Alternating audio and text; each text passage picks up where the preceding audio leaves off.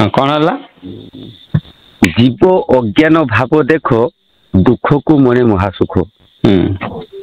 तो ये अज्ञान भावटा कौन एवं महासुखर अर्थ कौन एवं कि प्रकार से महासुख पाइपर एवं अज्ञान अवस्था ज्ञान अवस्था को केमती फेरी पार से कथा बुझा चाहूँ। कौट कौच? बालियापाल बालेश्वर बालेश्वर बालियापाल ब्लॉक। अच्छा गुरु कर कि? हाँ गुरु करी गौड़ीय संप्रदाय गुरु करी। से तो भागवत भी पढ़ा हो तो भागवत सेमती मु पढ़े नहीं तथा मु भागवत पढ़े नहीं केवल जहाँ तमें जदि भागवत न पढ़ ये जो शब्द मत कहल जीव अज्ञान भाव देख दुख को मणे महासुख ये भागवत रू आनच ना कौटू आनच? भागवत भागवत कथटा तमें भागवत पढ़ी एटा को कहूच ना कौटू शुणी कहूच? ना ना ना भागवत पढ़ी से भागवत लिखा जाए। कौ स्कंद अच्छे तो यहाँ एकादश स्कंद रही। अज्ञान भाव जीव अज्ञान भाव देख दुख को मणे महासुख तुमको गोटे केतटा उदाहरण देवी जो कि तुम जापर। देख गोटे स्त्री लोक आजिकल तो पेट को चिरिकी सफा कर दौरान पिला बाहर कर दौरान किंतु से माने प्रकृतिर नियम केबे पेट को चिरिकी बाहर तार प्रकृति नियम जो बाटे बाहर कथा बाहर। अच्छा जिते बाहर से स्त्री लोकटा को भारी कषण हुए ना ना? अच्छा बहुत स्त्री लोक भी अतीत शुणा जाए गर्भ कषण माने भोगी भोगी की मरी भी जाती केतक। हाँ अच्छा तेणु ये हूँ भारी महादुख।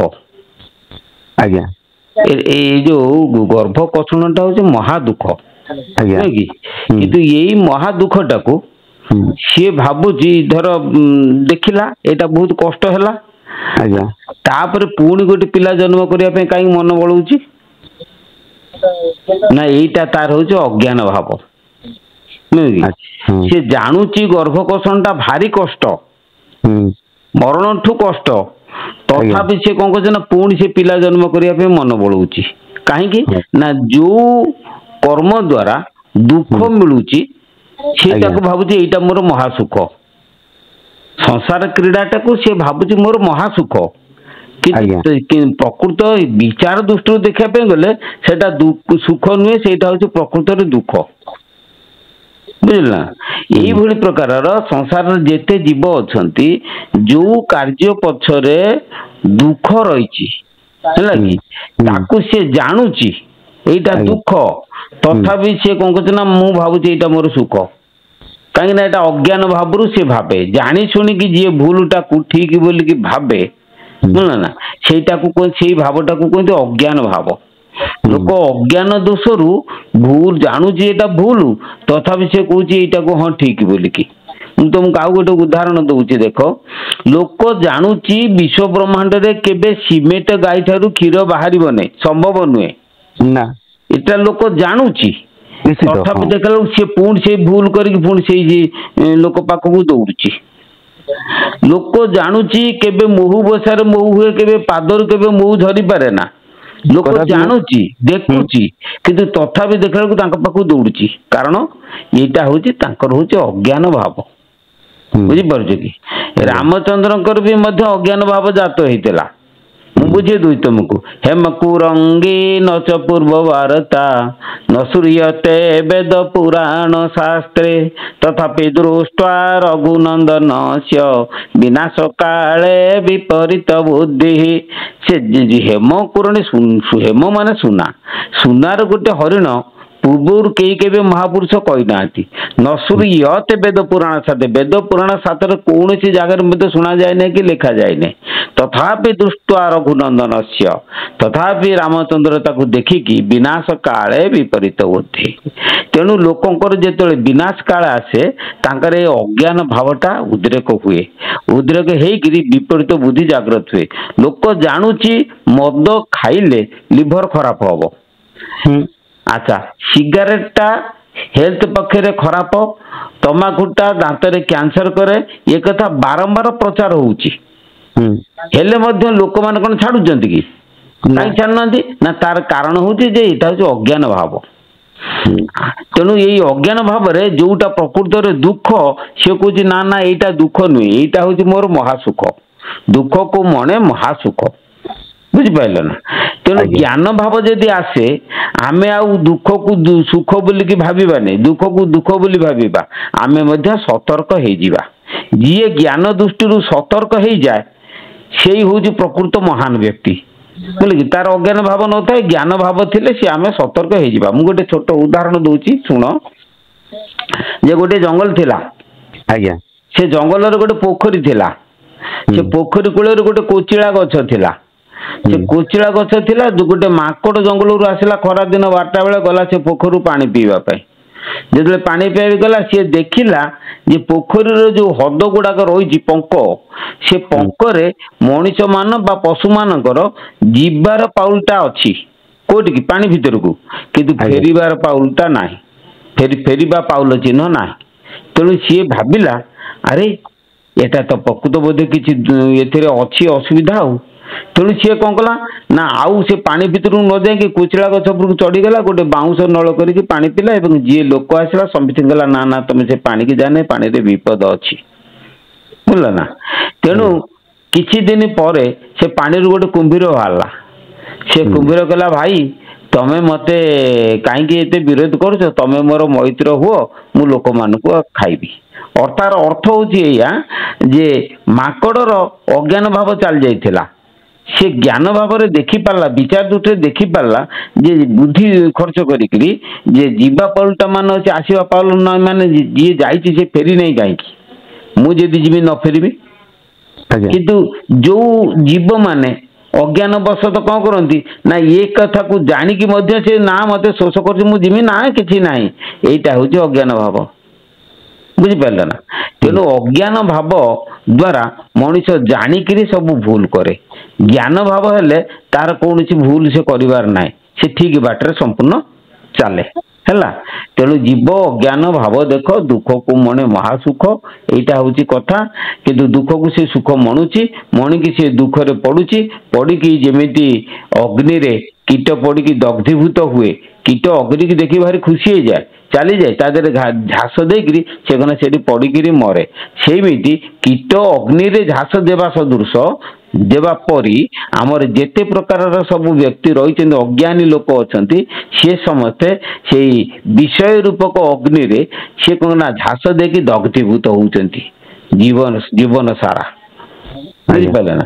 ଏବଂ ଭୁଲ ହଉଛି କେତେକ ଲୋକ ମଧ୍ୟ ଅଳ୍ପାୟୁଷ ଅଳ୍ପ ବୟସରେ ସେ ସବୁ କଣ ନା ମଦ ପିଇକି ମରିଯାଉଛନ୍ତି, କଣ ବୁଝିବେ, ଏଇଟା ହଉଛି ଅଜ୍ଞାନ ଭାବ। ଆଚ୍ଛା, ଆଉ ଦ୍ୱିତୀୟ ପ୍ରଶ୍ନ ତମର ହେଲା କଣ, ଏ ଅଜ୍ଞାନ ଭାବରୁ ଆମେ ତ୍ରାହି ପାଇବା କେମିତି?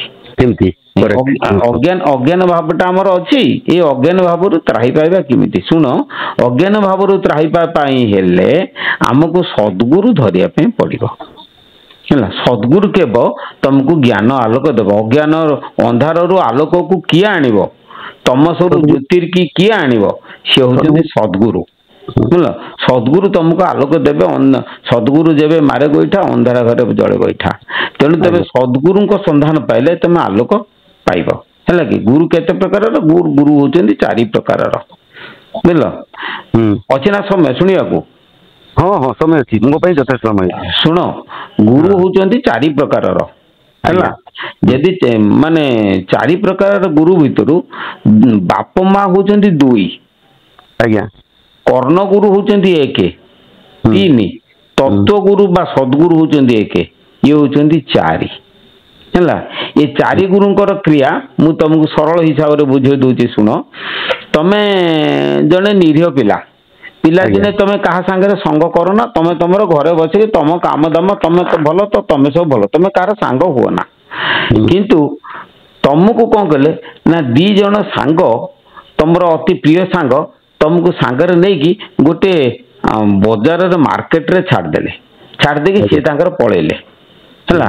ଯେତେବେଳେ ପଳେଇଗଲେ ତମେ ତ କେବେ ମାର୍କେଟ ଦେଖିନା କି ବଜାରକୁ ଯାଇନା ନା। ତେଣୁ ତମେ ଯେତେବେଳେ ମାର୍କେଟକୁ ଗଲ ତମକୁ ସବୁ ଭଲ ଦେଖାହେଲା, ରସଗୋଲା ଖାଇଲ ମିଠା ଲାଗିଲା, ନାରୀକି ଦେଖିଲ ଖୁସି ଲାଗିଲା, ମଦ ଜୁଆ ଆକୁ ଦେଖିଲେ ତମକୁ ଭାରି ଭଲ ଲାଗିଲା।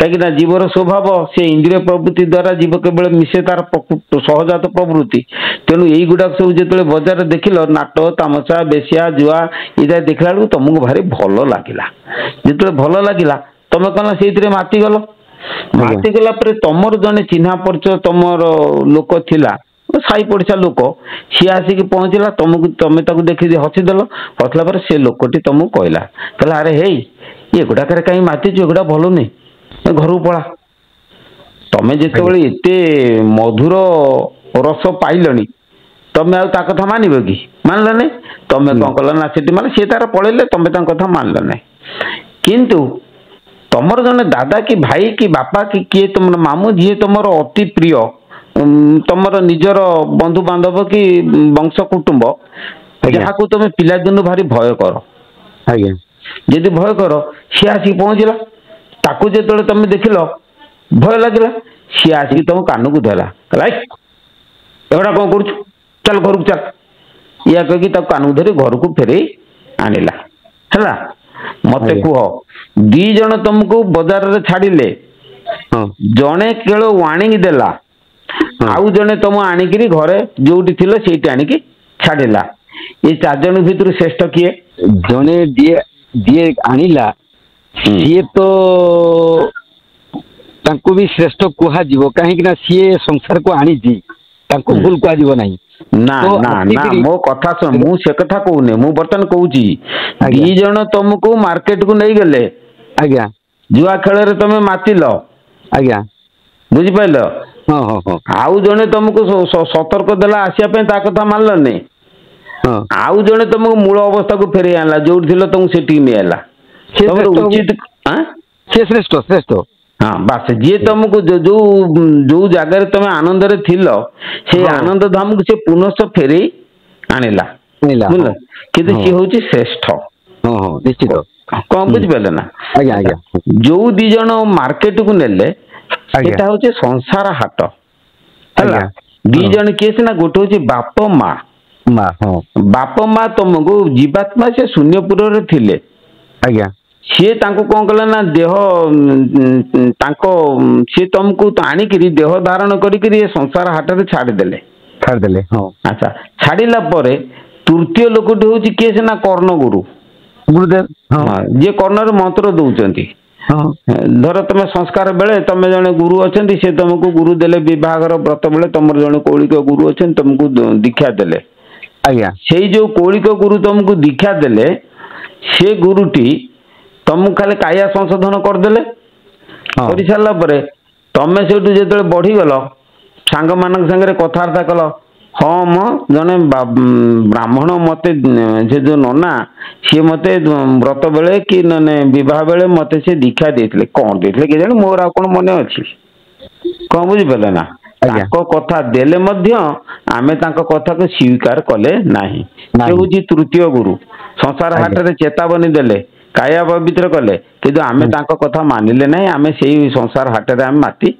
गले चतुर्थ लोकटी हूँ सद्गुरु बा तत्वगुरु सद्गुरु सिंह सी कौन कले ना सी डाकरा देले तमें कौन कल ना ता कथा मानिक पुणी जो जाइल जो आसी तुम से तुमको फेरे आनिले से सद्गुरु होती श्रेष्ठ जी तुम जो नहीं सी तुमको से आणिक पहुँची देले कौन बुझिपारे ना तेणु प्रत्येक व्यक्ति तुम्हें जहाँ गुरु कर जहाँ जो लोक गुरु कर्ण जी तुमको मंत्र देला सी हूँ तुम कर्ण गुरु तेणु तुम कायाटा खाली पवित्र करने सी तुमको देले अच्छा बाप माँ होती तुम कौन ना बाप माँ होती तुम दैहिक गुरु तुमको संसार हाट को तुम आनी अर्थ मु कहूना जे बाप माँ आनी आम नात मारिक विदा करदे एक कथा मु कहूना ये कथा आलोचना परिसर को आसी नहीं बर्तमान आलोचना परिसर हूँ गुरु भितर श्रेष्ठ किए से कहीं ना जो बाप माँ तुमको संसार हाट को आणवे